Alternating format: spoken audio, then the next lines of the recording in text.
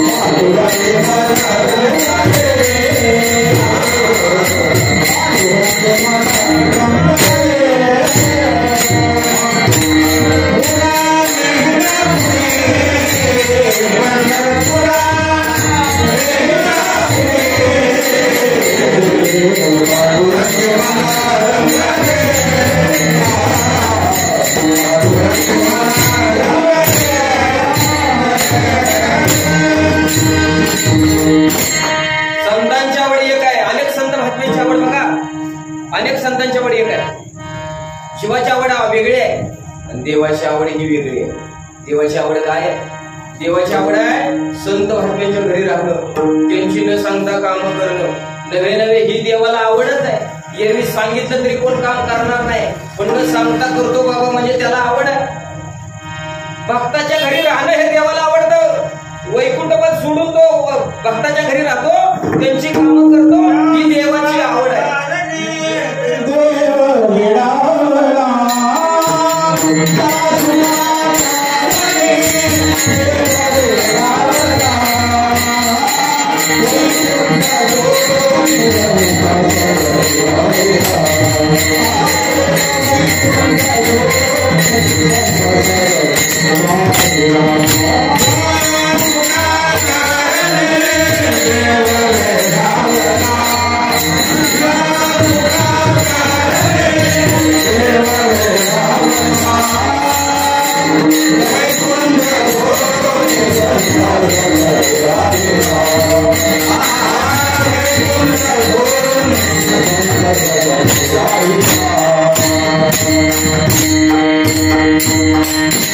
ही देवाची आवड आहे, संतांची आवड आहे. देवाची आवड आणखी एक आहे.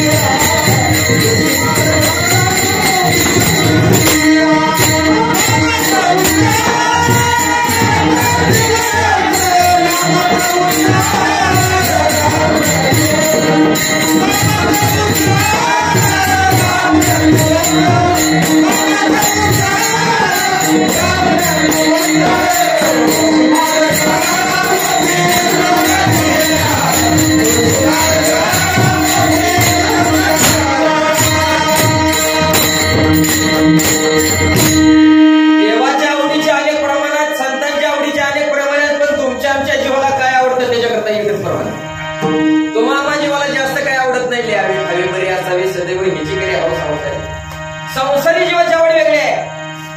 संतांची आवड, देवाची आवड कालांपरत्वे, वयांपरत्वे, देशांपरत्वे बदलत नाही, युगांपरत्वे बदलत नाही. पण तुमची आमची आवड सकाळी असलेली दुपारी राहत नाही, दुपारी असलेली संध्याकाळी राहत नाही. वयांपरत्वे आवड बदलत राहते. त्याच्याकरता मी तुम्हाला दृष्टांत सांगतो. संतांची आवड कालांतरात बदलत नाही, वयांपरत्वे बदलत नाही. कोणत्याच युगात संतांची आवड बदलली नाही. ह्याची आम्हा करणे काम हे प्रमाण आहेच. कृत, त्रेता, द्वापार, कली या चारही युगामध्ये हेच प्रमाण आहे. ह्याची आम्हा करणे काम बीज वाढवावे ना. आणि देवाचाही देवाच्या आवडीमध्ये बदल नाही. संतांच्या घरी राहणं, संतांची सेवा करणं, न सांगता काम करणं, कृत, त्रेता, द्वापार आणि कली या चारही युगात देवाची हीच काम आहे. देवाची आवड बदलत नाही. पण जीवाची आवड किती बदलते त्याच्याकरता मी धावता दृष्टांत सांगतो. एक 5-7 वर्षाचं लेकरू रडायला लागलं. तसे लेकरं बिलिंदर असतील काय काय. लहान लेकरं तर रात्रभर रडते ते, दिवसभर झोपते ती. काय तरी काही सांगता येत नाही. ते लेकरू रडायला लागले. आईने समजावलं ऐकणं, भावाने समजवलं, बहिणीने समजवलं, शेजारने समजवलं, चुलतीने समजवलं, कोणाचंच ऐकणं, नुसतं रडायचं. बापाच्या लक्षात आलं, बापाला त्याचं बोट धरलं, त्याला गावात आणलं. यात्रा होती. यात्रा असल्या कारणाने त्या मंदिराच्या शेजारी खेळण्याचं दुकान होतं. खेळण्याच्या दुकानाच्या पुढे उभं राहिलं. उभं राहिल्या ती शेडच्या मध्ये रडत होती. कार संकटामध्ये पंचममध्ये रडत होतो. पंचममध्ये रडत असलेलं लेकरू मंदिराच्या पुढे उभं केलं आणि खेळण्याचं दुकान बघितलं की निमर रडायचं कमी आहे. बापाच्या लक्षात आलं बहुतेक त्याला खेळण्याची गरज आहे. बापाने त्याचा हात पकडला, ते खेळण्याच्या दुकानाच्या पुढे उभं राहिलं. काय घ्यायचं दादी हा म्हणे. मग त्यानं कॉलर तोंडात एक घातलेली असं हात केलेला. त्यानं ती मग भाऊलीकडे बोट दाखवत आहे. एवढीशी भाऊली 50 रुपयाची. ती भाऊलीकडे बोट दाखवले तर दुकानदार म्हणतो द्या लेकरं सकाळपासून रडायचं थांबलं. म्हणजे ते भाऊली तिथली हातात दिली, हातात दिल्या रडायचं थांबलं की पोरगं. नुसतं थांबलं नाही, हसायला लागलं, खेळायला लागलं. बापाने तसंच घरी आणलं. पोरगं हसत खेळत मोठं झालं. तुम्ही म्हणा लगेच 7 वर्षात होतं ते 12 वर्षाचं झालं. 5वीत होतं ते 10वीला गेलं, 10वीचं 12वीला गेलं. लगेच तास लावून ते मोठ्या नोकरीला लागलं. 51,000 पगार सुद्धा त्याला मिळायला लागला. आणि आप्पा ते शनिवारी घरी आलं. रविवारी सुट्टी, शनिवारी दुपारीच घरी आलं. काय त्याच्या लक्षात आलं, जुना काळ ज्या रडायला लागलं का नाही, थांबलं नाही. कुणाचं ऐकलं नाही, बहिणीचं ऐकलं नाही, भावाचं ऐकलं नाही, चुलतीचं ऐकलं नाही, चुलत्याचं ऐकलं नाही. बापाच्या लक्षात आलं पहिला कोणी ह्याचा. कारण लेकराशी बिलिंद्र असते ती काही सांगायचं आहे. अमोल महाराज मी तात्या आणि बाळांना एकदम पाठवलेले होते सप्त्याला गेल्यानंतर ज्यांच्या घरात बसलो, घरातून बाहेर निघतो तर तात्याच्या पोटात ते पोरगं पाणी ओतत होतं. पाणी वाचलेलं बघितल्या तात्या म्हणजे कोणाला पोरगं? मला हे आमचं पोरगं आहे. म्हणजे मग कोण आहे? म्हणजे आमचा भाचा आहे. मग लगे बाळांना दोघांनी विचारायला चालू केलं का म्हणजे तुमचं पोरगं काय करतं, नोकरीला आहे का, कुठं शिक्षक आहे का? म्हणजे नाही. कुठं मिलिटरीत आहे का? नाही. डॉक्टर आहे का? नाही. इंजिनियर आहे का? नाही. आता मी म्हणलं हे संध्याकाळपर्यंत चालेल ह्यांचं नाही ते हे विचारायचे ते नाही म्हणायचे. मग मीच मध्ये आपलं म्हणलं अहो मग तुमचं पोरगं करतंय तरी काय? ते म्हणजे तुमच्या गाडीची हवा सुरते की आमची याशी पोर बिलिंद्र असतात. बापाच्या लक्षात आलं ह्याचं रडणं. बापाने त्याच्या हाताला पकडलं. 25 वर्षाचं वय झालं होतं. मंदिराच्या पुढे आणलं गावात. जुन्या काळामध्ये ज्या वेळेस ती रडत होतं त्यावेळेस शेळजेमध्ये होतं. मंदिराच्या पुढे आल्यानंतर मध्यमला आलं होतं. पण आता मध्यमला आलं नाही. त्यानं तार सप्तकात उंच स्वरात रडायला लागले. मंदिराच्या पुढे असणाऱ्या खेळण्याच्या दुकानाच्या पुढे गेल्यानंतर तो जास्तीच रडायला लागले. आणि मग बाप म्हणू लागला त्या दुकानदाराला, पहिला असंच रडत होतं म्हणून आणलं, म्हणजे बाहुली द्या त्याला. तर ती बाहुलीचं नाव काढलं तर लईच रडायला लागलं गुरु महाराज. आणि मग रडायला लागल्यानंतर तो दुकानदार सुज्ञ होता, ज्ञानी होता. दुकानदार म्हणला पहिलं रडत होतं म्हणजे आता त्याच्या करता रडतंय असं समजू नका. म्हणजे मग कशा करता रडते? म्हणजे बाहुली करताच रडते पण ह्या नाही. तुम्हाला कळलं मला काय म्हणायचंय? म्हणजे तो म्हणला बाहुली करता रडते पण 50 रुपयाच्या बाहुली करता नाही, ते चालते बोलते बाहुली करता रडते. असं आहे म्हणजे मला कुठं कळलं असं सांगायचं तात्पर्य. वयांपरत्वे आपली आवड बदलत राहते पण संतांची आवड वयांपरत्वे बदलत नाही.